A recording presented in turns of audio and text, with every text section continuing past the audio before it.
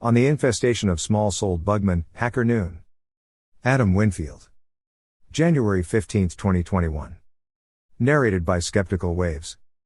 Not to be confused with the gigantic insect, the alienated man of Kafka's Metamorphosis, the small-souled bugman is very much a well-adjusted, fully integrated neuron in today's neoliberalist techno-corporate hive mind. A consequence of a perilously overpopulated, brutally capitalistic, shamelessly hedonistic, morally decaying society, the humble bugman has come to define an age of technological dystopia in which everyone has everything: their gadgets, their fast foods, their fashion accessories, but somehow everyone also has nothing: no community, no natural spirit, no substance of mind. He is a zombified consumer, an emasculated wage slave, a vessel emptied of meaning and refilled with plastic, pixels and silicone. He is what a sterile corporate wasteland spews out. Millions of him, almost exact replicas who are relentlessly told they are unique by clever marketers, and who believe it. He is a personality defined by brands, a blue checkmark Twitter user. Bugmen are what we get when a culture is infantilized, watered down and stripped of the very intellectual, philosophical and honorable fiber that once made it great. Totally dependent on the compromised support of his nanny state and high-tech devices, the bugman has been reduced to the status of a domestic animal.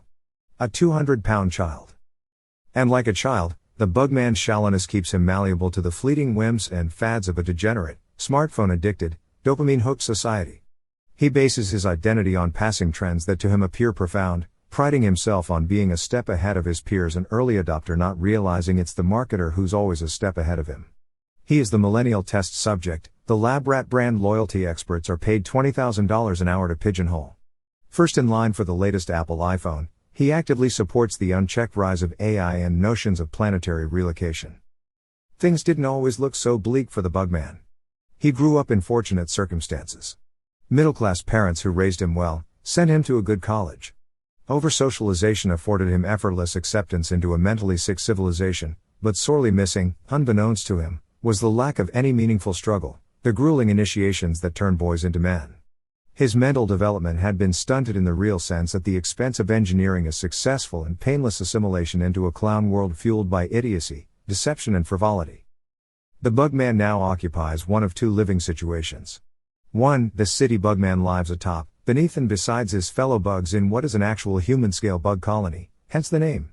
2. The suburban bugman living just as unnaturally and miserably, lined up in careful symmetry among neighbors he will never know and trees that will never grow, house by house, street by street, as far as the eye can see.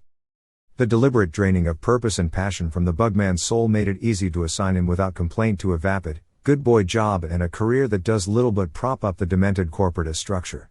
He is a willing cog in the grinding bullshit machine, a marketer, an analyst, a project manager, or has perhaps handed his life over to preserving the insanity of the state by becoming a lawyer or a bureaucrat. Worse yet, he gobbled up the STEM dream sold by grubby toy merchants, dooming himself to an existence of zeros and ones. Zero purpose. One sad bugman. So cowed by his masters, the bugman is fiercely loyal to faceless corporations in what appears to be a society-wide occurrence of Stockholm Syndrome. Terrified of being exposed as the fraud that he is, he hands over his mind to be reshaped like putty until it fits the robotic cubicle farm mold. Before long he is sending out 150 emails a day in which he promises to touch base and leverage the data. He'll climb the imaginary ladder, all the while nagged by a vague sense of emptiness and a dormant rage that might see him off to an early grave. Failing to find fulfillment in his work, the bugman has become fully immersed in content, digital socializing, and in entertainment. Facing the monumental task of salvaging his soul, he has instead resorted to seeking escape at every turn. He upgrades his 64K TV to a 75 4K TV. He buys more video games and a virtual reality set, finds a pot dealer and gets a prescription for antidepressants. An avid Netflix binger, cinema goer and Spotify subscriber, he echoes pretentious magazine reviews by referring to mediocre works of popular culture as urgent and life-affirming. Blinded by his inability to consume anything beneath the surface of spoon-fed, easily digested, created by committee mainstream productions, he will never come to know the transcendence of actual genius, towering authors, musical virtuosos or glorious artists, stuff that might make his soul bigger. The bugman's diet is in equal parts nutritionally inadequate and inexplicably expensive. He has made eating an unnecessarily complicated act by falling for the mutually marketed falsehoods that food can be improved with technology. See health food snacks sold in recycled cardboard, and that preparing food properly is a waste of time and effort. Thus, everything he buys comes in packaging, produced in a lab, deviously salt or sugar-laden. Physical exercise is not part of his life, so the result is an atrophied muscular structure, formations of fatty tissue insulating his vital organs, and pale, flaky skin. The Bugman is intensely focused on making his life more efficient. If he outsources every chore and forgoes starting a family, he will have more time to consume and more time to whittle away on his pointless job and fashionable hobbies. He has his groceries delivered and asks Alexa to update him on the day's news. Gamification via $3.99 apps has taken over virtually every aspect of his life. This, to the Bugman, is progress. When it comes to sports, Bugman can be neatly divided into two distinct groupings. Sports is either not part of his life, the nerd bug, or it is one of his defining characteristics, the jock bug. The latter, once a promising athlete, now watches on beer and betting slip in hand as blaring, sanitized sports is beamed into his retinas, relieving his brain of any signs of life that might have otherwise surfaced. Jock bugs have been known to spend as many as 30 hours a week consuming sports, and even more reading/talking about it. Social media is the Bugman's public square. This is where he debates, makes jokes, and flaunts his status and moral virtue to the hive. This is where he seeks respite from the alienation of modern life, but never quite seems to find it. He flicks through his Twitter feed aimlessly, chuckles along to Jimmy Kimmel clips on YouTube, and smugly describes himself as socially liberal and fiscally conservative in New York Times comments sections. The Bugman's severe paucity of skepticism has led him down a mainstream media-saturated path of tech adulation, social justice fallacies, and progress at all cost morality. The dearth of historical, rational, and spiritual context in his mind leaves only the possibility of suffering in the panicked bustle of the present day, antenna twitching in response to the prevailing bad news. The Bugman cares little that the world has been irrevocably corrupted and damaged by Machiavellian technologists and shady bureaucrats. If he is not in fact one of them, he wholebuggedly buys into their UN-endorsed missions to bring about world peace, to end poverty, and other such feel-good nonsense.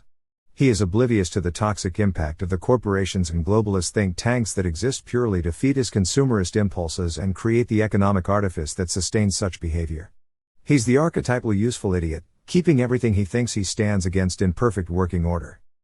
He conceals his intellectual cowardice amid ideological rhetoric and Orwellian newspeak.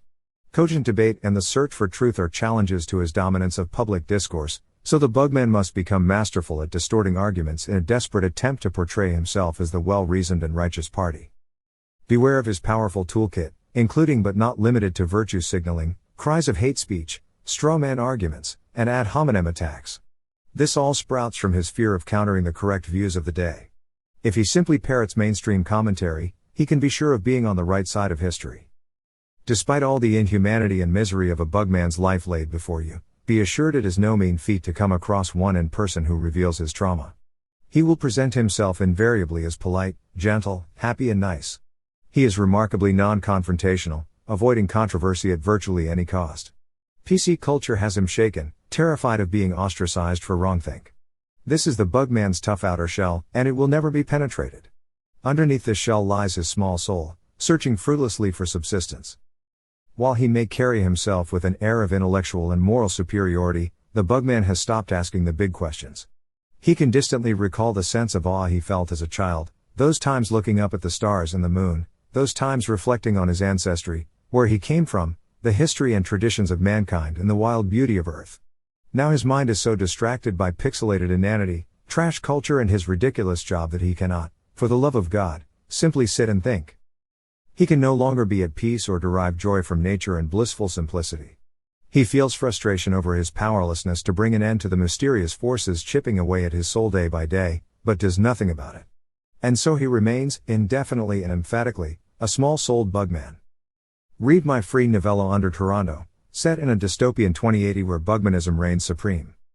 Twitter, @AdamWinfield.